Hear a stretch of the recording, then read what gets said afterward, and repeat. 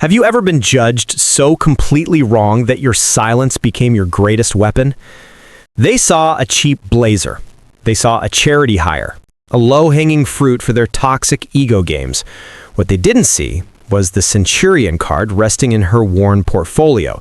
The card that means a family owns 67% of their entire company. This is the story of Maya Chen Washington, who endured 8 hours of corporate humiliation just to deliver the most ruthless reckoning of a generation.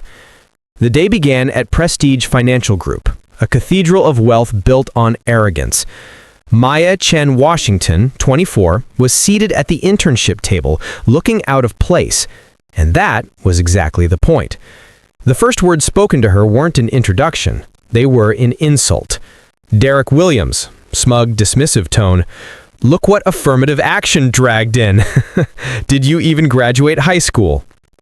Senior manager Derek Williams didn't even look up from his phone.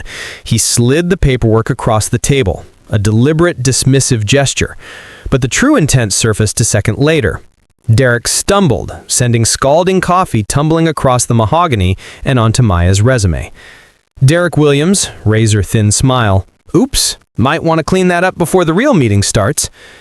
The coffee was scalding, but Maya's hands remained steady. As Derek performed for the other interns, particularly Jennifer Walsh, who was already live streaming the humiliation on TikTok, Maya didn't react. Instead, she opened a worn notebook. Her handwriting, the kind taught at Swiss finishing schools, was elegant, precise. She didn't write feelings, she wrote data, the words spoken, the snicker timestamps, and Derek's predatory smile. Every insult was logged, turning abuse into evidence. Derek assigned the tasks with theatrical precision. Yale, Harvard, Northwestern interns got mergers and acquisitions. Maya, coffee runs, filing, basic administrative support. We'll see if you can handle that level of responsibility, he sneered. Derek Williams, Maya, right?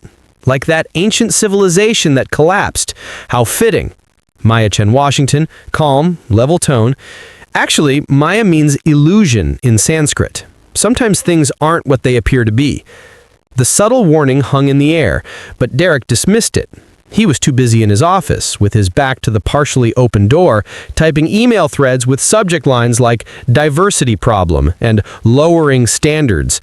Maya, delivering his double-shot 140-degree oat milk espresso, took a photographic memory snapshot of the sender names, the timestamps, and the damning conversation threads. She wasn't an intern. She was a compiler of evidence.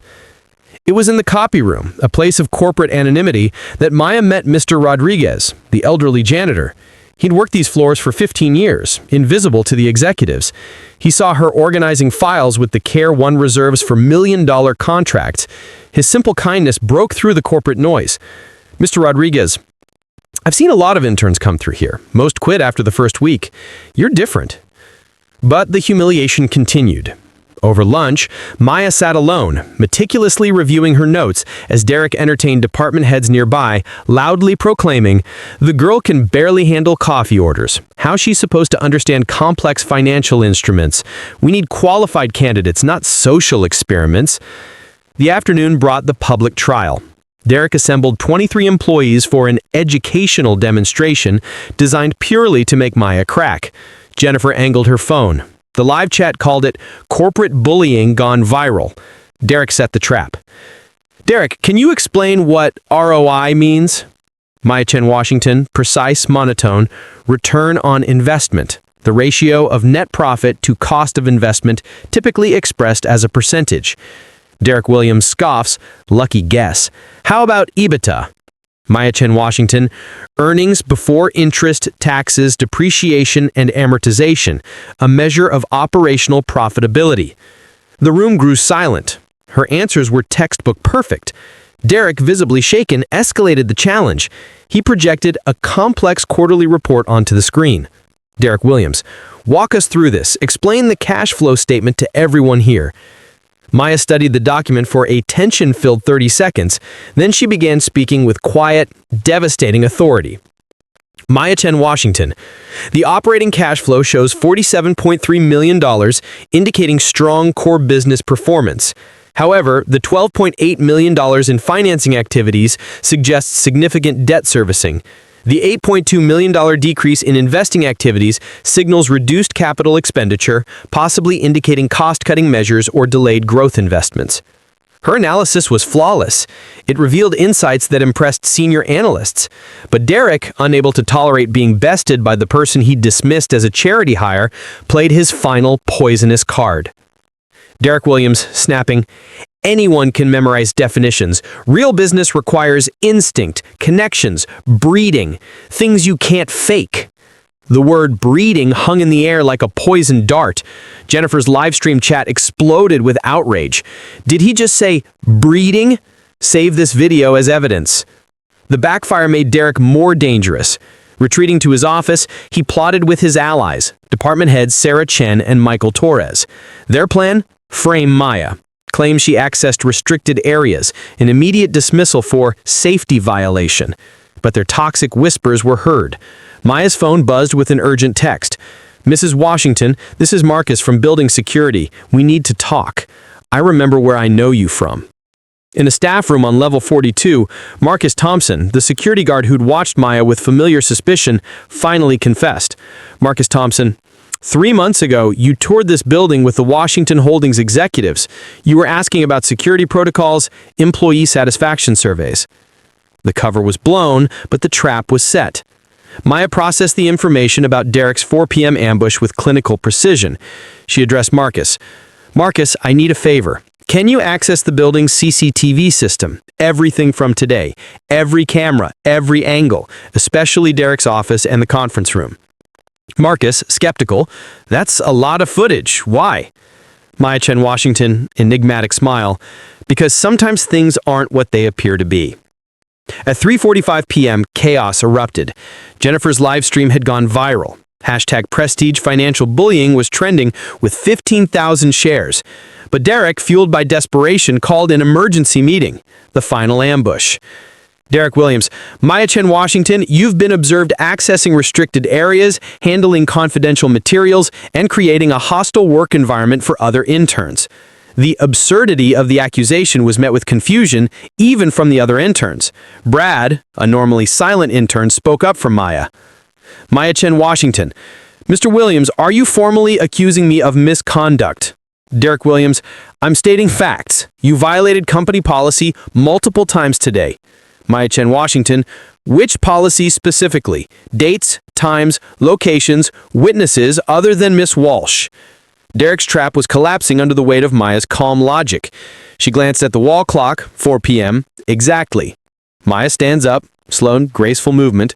She walks to Derek's laptop on the projection screen. Derek lunges. Derek Williams, "What are you doing? Get away from my computer." But Marcus, the security guard, stood in the doorway, blocking the way. Maya's fingers moved across the keyboard with practiced efficiency. She opened his email client, the screen filled with message threads that made the entire room gasp. Maya Chen Washington, reading aloud, her voice now cold, commanding, email dated March 15th, from Derek Williams to Sarah Chen. "Another diversity hire disaster incoming. These people don't belong in our industry. How do we make this stop?" She scrolled deeper, revealing a systematic pattern of coded discrimination across company servers. Every lie, every coded message, preserved in Derek's own words. The evidence was devastating. Maya Chen Washington. Section 1102.3, discriminatory communications using company resources constitute hostile workplace violations, automatically waiving privacy protections under the Civil Rights Act of 1964, Title VII. The legal precision stunned the room. Derek, defeated, could only stammer one question. Derek Williams, "Who the hell are you?" Maya Chen Washington reached into the portfolio, the one everyone had dismissed as a cheap prop. She pulled out her phone and put a call on speaker. Maya Chen Washington, "It's James. Please prepare the boardroom for an emergency disciplinary session. Full board attendance required. Shall I notify legal and HR to prepare termination documentation?"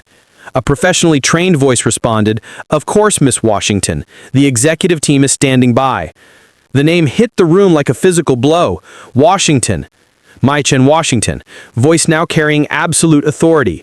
Maya Elizabeth Washington, Chief Diversity Officer and Board Member. The Washington Holdings, the parent company that owned 67% of Prestige Financial Group. The woman they had mocked, humiliated, and tried to fire was their judge. For the past 18 months, my team has received 23 formal environment as the primary factor in 73% of minority departures.